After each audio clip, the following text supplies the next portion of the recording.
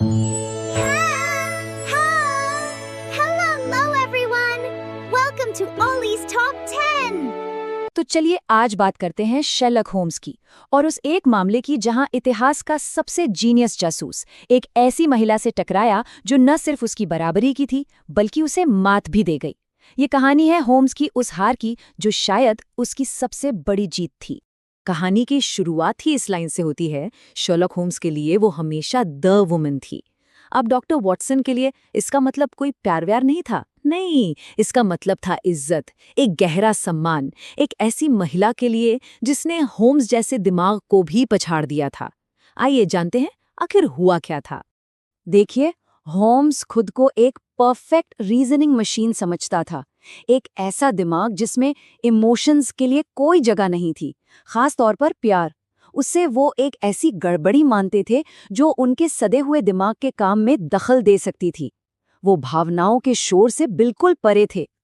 और इसी लॉजिक की चलती फिरती मशीन के पास एक रात एक नकाबपोश मेहमान आता है। ये कोई और नहीं बल्कि बोहेमिया के राजा थे और वो अपने साथ एक बहुत ही नाजुक और एक शाही समस्या लेकर आए थे।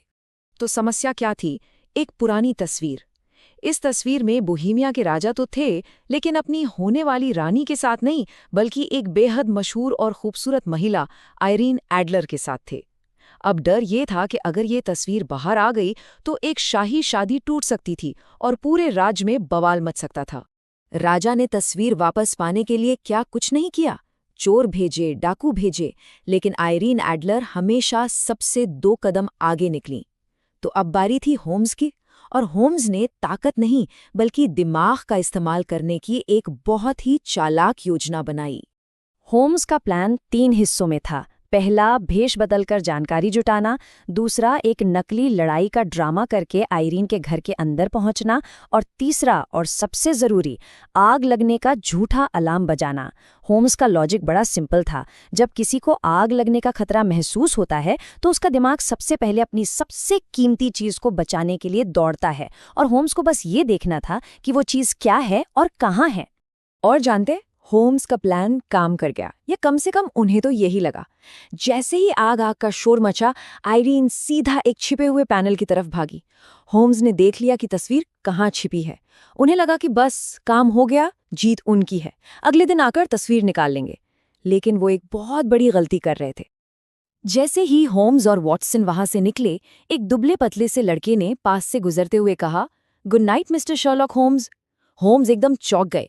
आवाज जानी पहचानी सी लगी, पर वो समझ नहीं पाए कि आखिर ये था कौन जिसने उन्हें पहचान लिया। अगली सुबह जब होम्स, वॉटसन और राजा तीनों बड़ी उम्मीद से तस्वीर लेने पहुंचे तो उन्हें वहां एक खाली घर मिला।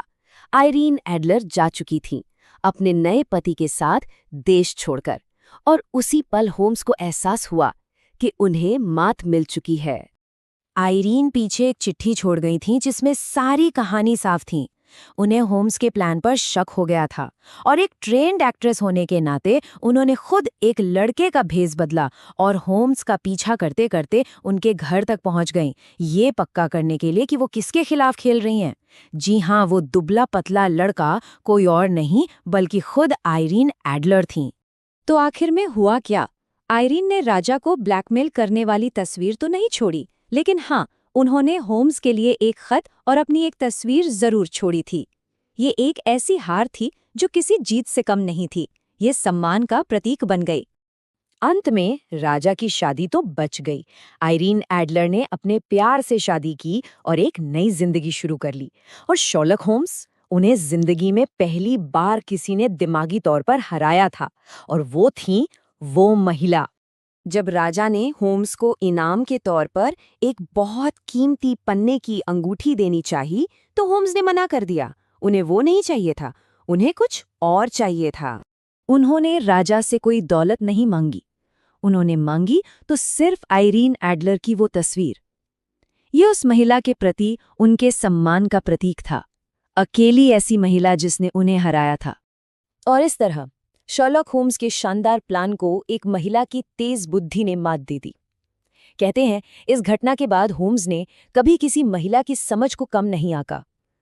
तो सवाल ये उठता है कि क्या ये शर्लॉक होम्स की सिर्फ एक हार थी, या फिर उनकी जिंदगी की सबसे बड़ी सीख। Ollie says, hope you liked the video. Thanks for listening.